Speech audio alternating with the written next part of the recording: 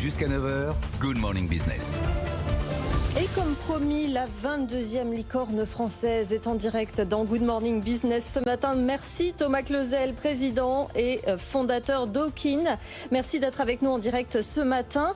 On le rappelle, ce que fait Hawkin, des solutions d'intelligence artificielle, c'est de la recherche pharmaceutique, notamment dans le domaine du cancer. Rappelez-nous ce que vous faites. Oui, bonjour à tous. On est une licorne franco-américaine et vraiment ravis de l'être. En fait, nous sommes une plateforme qui permet d'augmenter la recherche en oncologie. C'est-à-dire que la plateforme travaille avec les meilleurs centres académiques de recherche dans le monde pour trouver les meilleurs datasets de recherche, c'est-à-dire une accumulation de données de patients avec de l'imagerie, de la génomique et des données cliniques. On transforme tout ça en des modèles de prédiction, prédire des réponses à des traitements, par exemple. Et ensuite, on essaie d'intégrer ces modèles de prédiction pour aider les industries pharmaceutiques comme Sanofi qui innovent à améliorer leur développement ou la recherche de nouveaux médicaments. Eh bien justement, vous parlez de Sanofi. Il y a eu un effet Sanofi pour vous hier qui a investi 180 millions de dollars pour développer des anticancéreux. Pour revenir sur votre aventure avec Sanofi, ça va donner quoi en termes de gagnant-gagnant? On imagine, qu'est-ce que vous allez apporter à Sanofi? Et outre les fonds, qu'est-ce que vous apporte Sanofi? Alors, il faut déjà voir qu'on a quelque chose de très commun avec Sanofi, c'est qu'on fait tout ça pour les patients.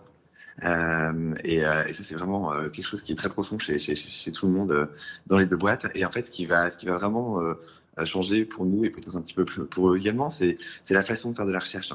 Donc en fait, ce que Sanofi va gagner avec nous, c'est d'avoir accès à des datasets très intéressants de recherche et des professeurs de médecine à travers le monde pour construire ces modèles de prédiction, notamment à partir d'imagerie. Il faut voir qu'aujourd'hui, l'intelligence artificielle permet à partir d'imagerie de trouver ce qu'on appelle des biomarqueurs, c'est-à-dire des petites parties de l'image qui permettent de faire ces prédictions.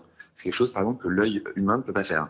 Et ces modèles-là de prédiction, cette analyse d'images, c'est quelque chose qui va pouvoir enrichir la recherche, à la fois pour trouver des nouvelles cibles ou des nouveaux essais cliniques.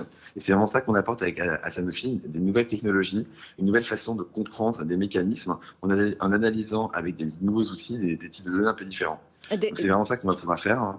Ce que Sanofi va nous apporter à nous, c'est évidemment toute l'expertise incroyable qu'ils ont dans l'industrie pharmaceutique, la connaissance du développement de médicaments et de la recherche.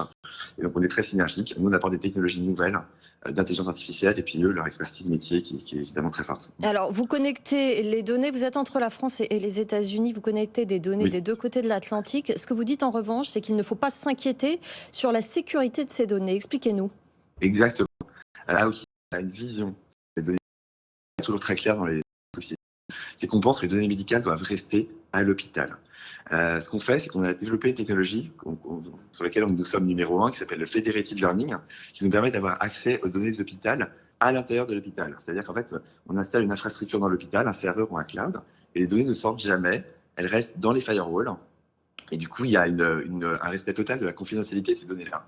Et cette confiance qu'on crée en gardant les données à l'hôpital et donc en faisant à distance ces analyses, c'est très important, à la fois au niveau des patients et des médecins.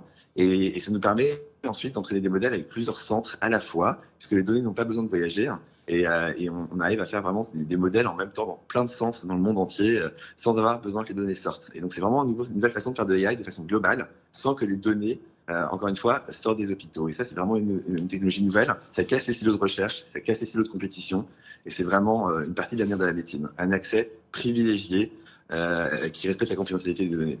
Juste une question très rapide, on a du mal à se rendre compte, le résultat, le fait de sortir un traitement, ça peut arriver d'ici combien de temps grâce à cette technologie et ce partenariat que vous développez? Il faut pas se leurrer, en fait, le partenariat ne va pas accélérer forcément extrêmement rapidement la sortie d'un nouveau médicament en quelques mois, comme parfois des sociétés d'AI le promettent. Il faut voir que pendant le Covid, on a bien vu que l'AI n'était pas capable encore de trouver toute seule des nouveaux médicaments de façon directe. C'est vraiment les synergies entre des sociétés comme Sanofi et nous qui permettront de le faire. Et en fait, ce qu'on va vraiment faire au départ, c'est surtout en fait augmenter les nouveaux mécanismes, les nouvelles données, on appelle ça des insights en anglais, qui permettront à Sanofi de faire de la recherche différemment.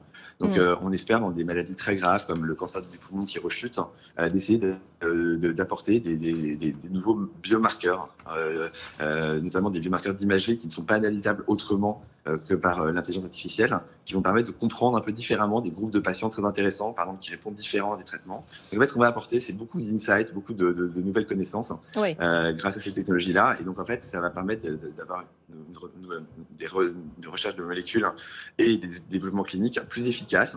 Mais c'est pas encore vraiment, et donc c'est très synergique, mais ça permet pas encore de gagner forcément des années là-dessus. Enfin, on sait pas. On espère quand même que rapidement cette combinaison pourra quand même amener des nouvelles cibles, par exemple, dans ces maladies-là. Merci Thomas Clauzel, merci d'avoir été avec nous. Je rappelle que vous êtes président et fondateur de Hawkin. Merci pour votre intervention.